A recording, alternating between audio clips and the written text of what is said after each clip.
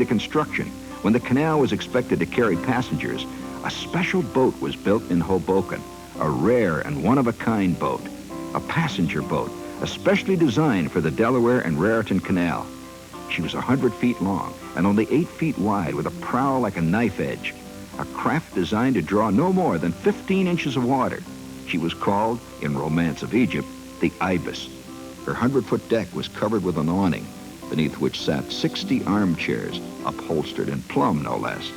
Scorning the mules which drew the freight boats, the Ibis was drawn by immaculately curried horses. Instead of the 2-day journey imposed by the speed limit on the freight boats, the Ibis traversed the canal in 9.5 hours. The trouble was that 9.5 hours was still far too long when compared to railroad time. The hope of prosperous passenger traffic was based on the idea that scenic beauty and relaxation would take priority over speed. Hurry was an American trait in 1834, even as today. The railroad took passengers, and the canal went on hauling coal. This is the Delaware River at Bordentown.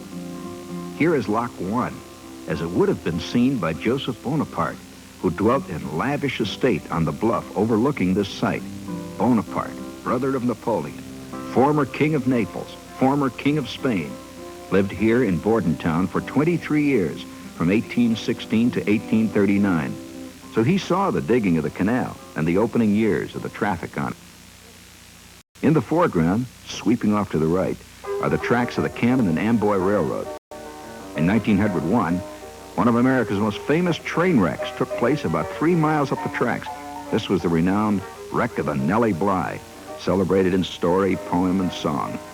By the way, the conductor had the unfortunate name of Sap, S-A-P-P. His name generated the song entitled Sap Forgot to Pull the Strap. One of the engines of the Camden and Amboy, the John Bull, was probably the first engine ever to be outfitted with a cow catcher. Regardless of this pioneering precaution, the Camden and Amboy had numerous smash-ups during its youth. The average canal boat carried approximately 100 tons of coal. The boat was drawn down the canal by a team of mules flopping along the towpath. The mule skinner either walked beside the team or rode the rear mule. He urged the mules along with swearing, singing, and a threatening overhead whistle and crack of his long leather whip, which he wielded with the relish and polish of a virtuoso. Legend has it that a skilled mule driver could whip-flick a fly off a mule's ear without touching the mule. The mule skinner was the canal's troubadour. A major mule stable along the canal was that of Jim Buckaloo, and there was a raucous song customarily rendered by the mule skinner as he drove along, entitled Old Jim Buckaloo, and cast aspersions upon the quality of Buckaloo's mules. Mules and mule drivers were changed 3 times during the 2-day trip between Bordentown and New Brunswick. Traffic was often very heavy on the canal, and the stopover for the driver and mules was not very long. And then they were hitched up and on their way back again.